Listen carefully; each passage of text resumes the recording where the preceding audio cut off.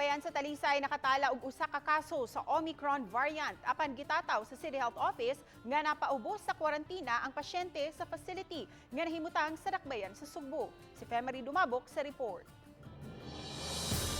Sa 22 ka mga kumpirmadong kaso sa Omicron variant dinhi sa Central Visayas nga gipagawa sa Philippine Genome Center usa niini taga-Dakbayan sa Talisay.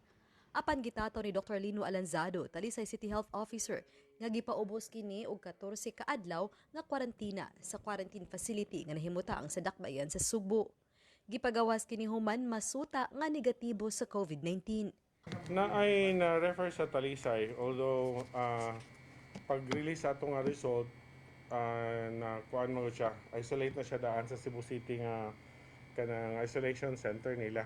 Matod ni Lanzado nga usa ka buwan ng milabay una ni gawas ang genome sequencing nga nagsuta nga Omicron variant ang mitakboy sa pasyente.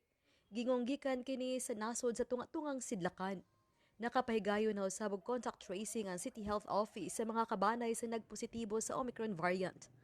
Way ni usa kanila nagpositibo, matod ni Alanzado. So, paggawas niya, negative na siya. So, amo lang gyapon gi-contact trace kay in case ug naa siya mga na-exposure po dato nga simba ko mag-develop atong symptoms. At least sayon na siya i-trace.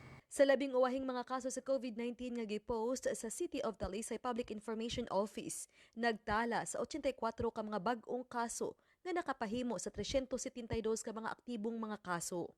Sa pagkakaroon, moabot na sa 5,483 ang COVID-19 confirmed cases sa Dakbayan. 4,774 niini naka-recover na. Uban ni Jun Sulon, ako si Femery Dumabok. Balitang Bisdak!